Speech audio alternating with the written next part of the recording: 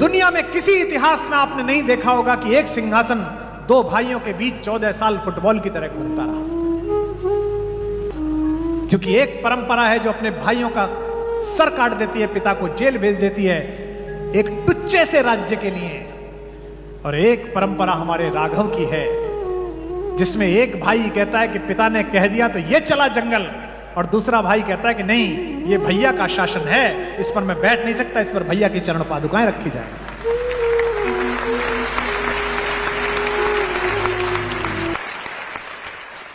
इस कहानी को यह मत सुनिए कि एक कथा है, इसका प्रतीक शास्त्र अपने बच्चों को सिखाइए।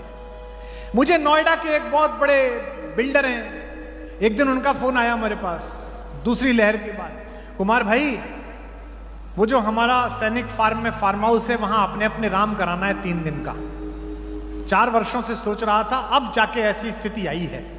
तो मुझे लगा बीमार होंगे कुछ घर में परिवार में, मैंने कहा कोई हारी बीमारी? नहीं भाई साहब, एक संकट था वो टल गया, अब मैं निश्चिंत हो गया हूं, अब मैं अपने अपने राम सुनूंगा। मैंने कहा क्या? बोले वो बड़े भाई साहब से जो हमारा मुकदमा चल रहा था ना सोनीपत वाली प्रॉपर्टी का, वो मैं जीत गया हूं। भाई से मुकदमा जीतकर भरत और राम के प्रेम की कहानी सुनना चाहते।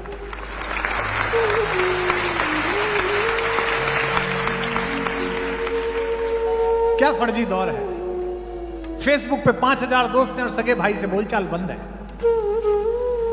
मुझसे लोग पूछते हैं कि आपको क्या मिलता है? जो पैसा आता है वो तो भारत कुलम में चला जाता है, तुमको क्या मिलता है? बताऊं आपको मेरा पारिश्रमिक। जयपुर में अपने अपने राम कर रहा था, पहले दिन भरत और राम के संबंधों पर बोला। प्रश्न मांगता हूं लोगों से कि प्रश्न कुछ हो तो बता दीजिए, मैं जो कोशिश करूंगा जवाब देने का प्रयास करूंगा अपनी छोटी बुद्धि से। एक पर्ची आई, मैंने पढ़ दी झोंक में। सामने बैठा एक आदमी हाथ जोड़कर खड़ा हो गया, रोने लगा, पड़ोस के लोग उसे चुप करने लगे। उसने कहा साहब 3 दिन के कार्यक्रम के लिए आया था सुनने, पहले दिन आपने भरत और राम की मैत्री के बारे में, प्रेम के बारे में बताया। मेरे भाई साहब हिम्मतनगर रहते हैं गुजरात में, हमारा 30 वर्ष से प्रॉपर्टी का विवाद चल रहा है। मेरे बच्चों ने उनके बच्चे नहीं देखे, मेरी बहुओं ने उनको नहीं देखा।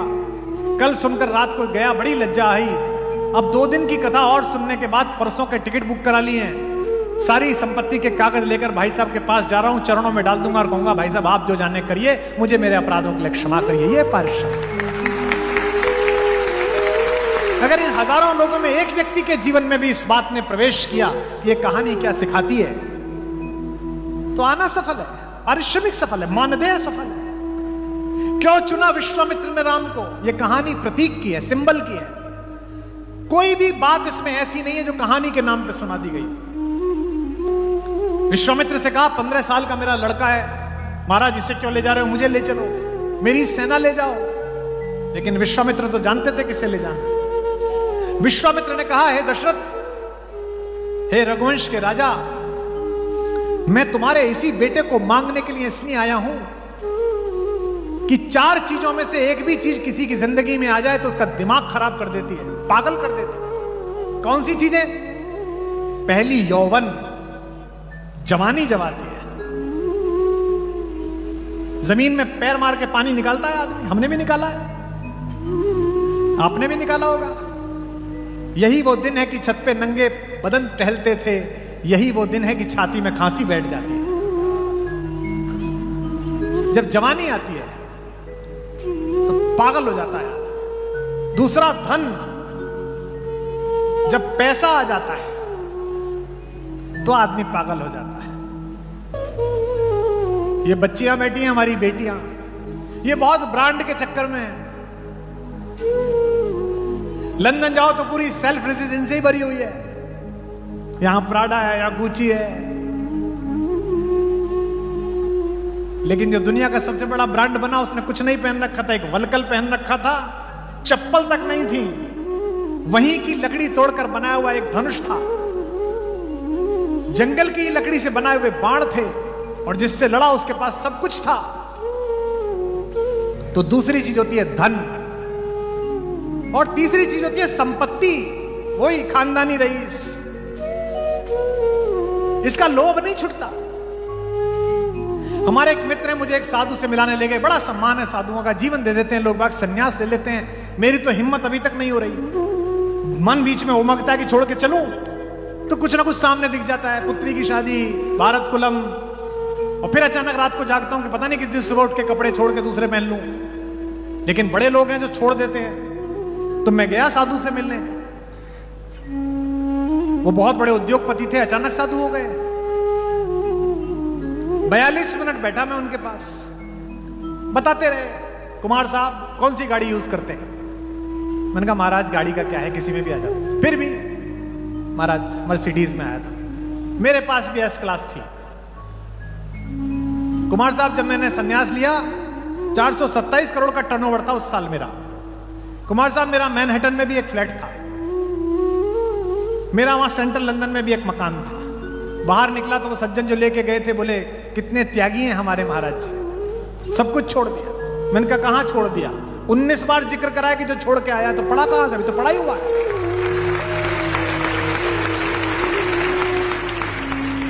जरा सा काम करते हैं धर्म का, जरा सा दान करते हैं, पहले फेसबुक पे लिखते हैं, देखिए आप। और वो जिसके लिए मैं बैठा हूं, उसके राज्याभिषेक की पहली संध्या में अंधेरे कक्ष में उसके पिता ने बुलाकर कहा कि बेटा एक अनहोनी हो गई है, मैं तेरा अपराधी हूं। रोने लगे दशरथ। आप सबके बच्चे पढ़ने गए होंगे, मेरी भी बेटी पढ़ने गई थी, मैं खुद छोड़ के आया।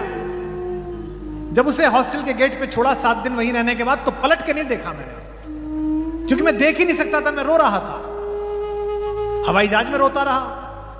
शुरुआत के छोटे छोटे फंक्शंस में उसकी याद आती रही, सामान्य बच्चे की, जिसके घर त्रैलोक्य का सबसे सुंदर बच्चा पैदा हुआ हो, 15 वर्ष की आयु में ऐसा हो, उसे जंगल भेजने की बात करी जाए 18 वर्ष की आयु में, तो पिता का कलेजा कैसा फटा होगा। आध्यात्म रामायण में तो दशरथ यहां तक कहते हैं कि तू सर्वोच्च सेनापति है सेनाओं का, चल मैंने कैकेयी को वचन दे दिया, पर तू एक काम कर, मुझे गिरफ्तार करके जेल में डाल दे, इससे मेरा वचन भी पूरा हो जाएगा, और बेटे तू मेरी आंखों के आगे भी है। लक्ष्मण कहते हैं कि पुरुषार्थी बनते हो, कहते हो मैं धर्म की संस्थापना करूंगा, घर में अधर्म हो रहा है, ये क्यों लटकाए घूम रहे हो, धनुष को उठाओ। क्या अद्भुत बात कही है मेरे राघव ने, मेरे राम ने। मैं सोचकर रोता हूं इसे। कहते हैं सौमित्र, लक्ष्मण किस पर धनुष उठाऊं? रघुवंशियों की परंपरा की प्राण जाए, वचन न जाए, उसका पालन करने वाले अपने इस पिता पर। और अगली बात राम का चरित्र बताती है, या पाप भी जिसके अस्तित्व की सीमा से बाहर खड़े होकर हाथ जोड़कर पड़ा रहता है, उस अपने नीतिज्ञ छोटे भाई भरत पर बाण उठाऊं, किस पर आ रहा है? दुनिया में किसी इतिहास में आपने नहीं देखा होगा कि एक सिंहासन 2 भाइयों के बीच 14 साल फुटबॉल की तरह घूमता रहा, क्योंकि एक परंपरा है जो अपने भाइयों का सर काट देती है, पिता को जेल भेज देती है एक टुच्चे से राज्य के लिए, और एक परंपरा हमारे राघव की है जिसमें एक भाई कहता है कि पिता ने कह दिया तो ये चला जंगल, और दूसरा भाई कहता है कि नहीं, ये भैया का शासन है, इस पर मैं बैठ नहीं सकता, इस पर भैया की चरण पादुकाएं रखी जाए।